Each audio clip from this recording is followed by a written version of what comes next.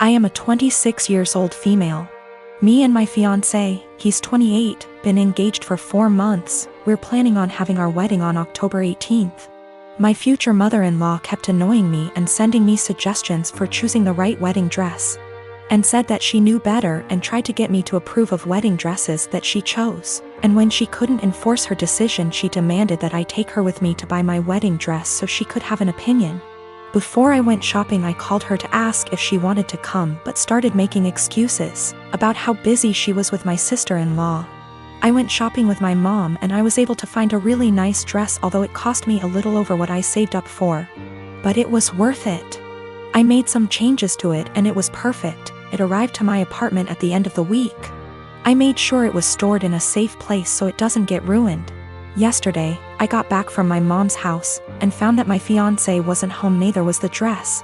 I called him immediately, knowing that he must have taken it to show it to his mom, since she continuously asked to see it and refused to have me send her pictures of it on Facebook.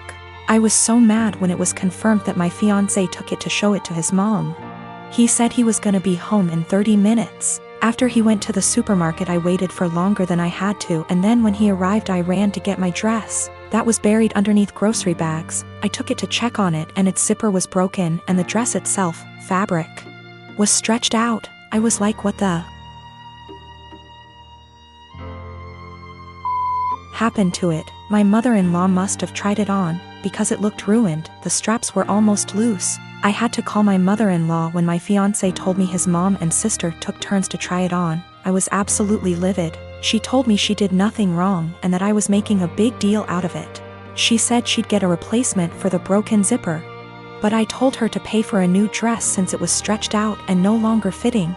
She refused and said that I probably wasn't happy with my dress choice and wanted her to pay so I could get a new one. I yelled at her for trying it on and ruining it. That she and my fiancé were responsible for ruining my dress, so they should pay for a new one. It's done, no longer fitting. The straps are in a horrible condition. My mom said she'd pay for fixing it, but I just hate it now that someone else wore it before me. I'm mad at both of them and seriously considering postponing the wedding. My sister Amanda never met her bio mom. My dad raised her alone until she was barely 1. My dad and my mom got married in 1992. Amanda knew that my mom wasn't her bio mother. She started pressuring my dad for information on her mom when she was around 17. My dad always gave her vague answers and refused to talk about her bio mom, which put a strain on their relationship. Enters our uncle and revealed the family secret. Apparently, Amy's mom wanted an abortion. She was 19. But my dad and his parents were able to bribe her. They offered her money if she followed up with the pregnancy, and she accepted. My grandparents sold one of their houses and gave her half of that money to Amy's mom when the pregnancy was viable, and the other half she received when she waived her parental rights over Amy to let my mom adopt her when she was 4. My uncle wasn't supposed to tell her that. My grandparents were furious. Amy stopped her crusade to meet her bio mom, and her relationship with my dad went back to normal. Amy never mentioned her bio mom again. Dad got her into therapy after that. A month ago, Amy found out that she was pregnant. The pregnancy was an accident. She switched birth controls. The problem being, Amy is about to start her surgical residency and her hours are insane. It is basically impossible to raise a baby while working in that rhythm, so she wanted an abortion. The problem is that Mark, her fiancé, 6 years together, wanted her to keep the baby. It caused a big fight. In a move to convince Amy to keep the baby, Mark told Dad about this. Until that point, no one in our family knew about this. Dad talked with her, and they got into an enormous fight. Amy got the abortion 10 days ago. Mark ended up breaking up with her. She is obviously really sad. My dad was acting like a jerk. He was pretending that Amy didn't exist. He didn't want to talk or see her. So on Christmas Day, we were exchanging gifts. When everyone had already finished giving each other gifts, Dad got up and gave Amy her present. He gave her an envelope in front of everyone and told her to open it. It was 3 pictures with something written on the back, a name, an address, and a phone number. Dad told her that he was tired of babying her, that this is a photo of her bio mom and her 2 sons. That was her bio mom address. and that he contacted her bio mom and she is willing to speak with Amy. He gave her Amy's number. Dad thinks that they will have a great relationship since they are so similar. Amy broke down crying. I ended up in a fight with Dad, called him a monster for doing that to her. He just said he was just tired and left. We ended up leaving and she spent the rest of Christmas crying on my shoulder. She is a mess since that. My younger brothers called me a Grinch for making a scene and ruining Christmas. My mom was silent during the whole thing. My parents have been giving me the cold shoulder since Christmas. A couple years ago, a close friend, Ashley, started a long-distance relationship with a guy, Chris. He has been really good to her, and after meeting in person a few times, they decided to move in together. I was super happy for her as she had a few bad relationships over the years and it was nice to see her in a healthy one.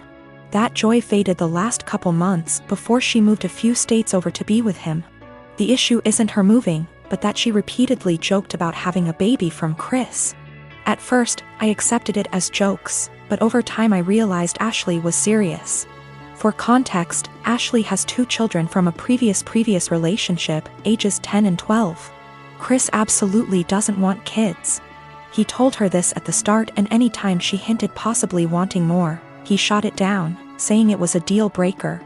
Now, Chris is more than willing to accept her children as her own, because he loves her, and after meeting her kids, them as well. He's accepted that they are a package deal with her, and since they are at an age where they are semi-independent, it's not an issue for him. To me, Chris is a real bro, for taking on her kids without issue. Hearing Ashley say she wants a baby out of him, one way or another, bothered me to no end. It's hard enough to find a partner that treats you well and accepts children that aren't their own. To find one that does and then talk about plotting to force a baby seems gross and manipulative. Before her move, I had sat down with Ashley, trying to talk sense into her. At first she resisted, but finally it seemed she understood how shitty it would be. After I felt like she had understood, I put the issue behind me and helped support her through the hassle of moving. A few days after she left, I got a call from a mutual friend who delves into the Wiccan / metaphysical realm. She was distraught and confessed to me that shortly before Ashley's move, Ashley had come to her asking for a fertility spell. This friend didn't feel comfortable about it and refused. When pushed, she said she cast a spell for a healthy and honest relationship, but told Ashley it was for fertility. As you can imagine, I was livid. I messaged Ashley, confronting her about what I learned, and she laughed it off as she was desperate, but magic is fake anyway. So what's the harm? She then let it slip, that since Chris was planning on getting a vasectomy in a few months, she had poked holes in their condoms as a last-ditch effort. At that point, I couldn't stay silent. I gathered up screenshots of all the conversations over the last few months and sent them to Chris. He understandably freaked out and kicked her out. Now, Ashley hates me because she was kicked out after a huge move and didn't have a job or money to make it back. She said I'm a terrible person for putting her and her kids out on the street. I am living with my family. It's me, a 15-year-old girl, my twin brothers who are 17, and my parents. My dad cusses a lot, and so do my older brothers. But apparently the standards are different for me. My dad overheard me saying a couple cuss words when I was on the phone with my friends, and he got mad at me for my language. And for how trashy and unladylike it was. This wasn't the first time he called me, and only me, out for bad language. But it was the one that frustrated me the most because I could tell there was a double standard. I thought of calling him out on his language and hypocrisy, but then I had a different idea. I said that, yeah, it was a bad habit I was forming and didn't want to make a pattern, because if I got in the habit of cussing a lot, that wouldn't make me come off well when I start getting jobs or going to college. And as I was growing up, I wanted to learn how to speak respectfully and intelligently. But it was hard to keep from bad habits when I heard him and my brothers having potty mouth syndrome so often. They're setting an example whether they realize it or not. So I wanted to work on things for myself, but also together as a family. I suggested we make a swear tax where if anyone swears in front of anyone else who's participating, they give $1 to each person who heard them. I'd want that rule for myself because it would keep me accountable, and I'd really like it if the family joined me for it.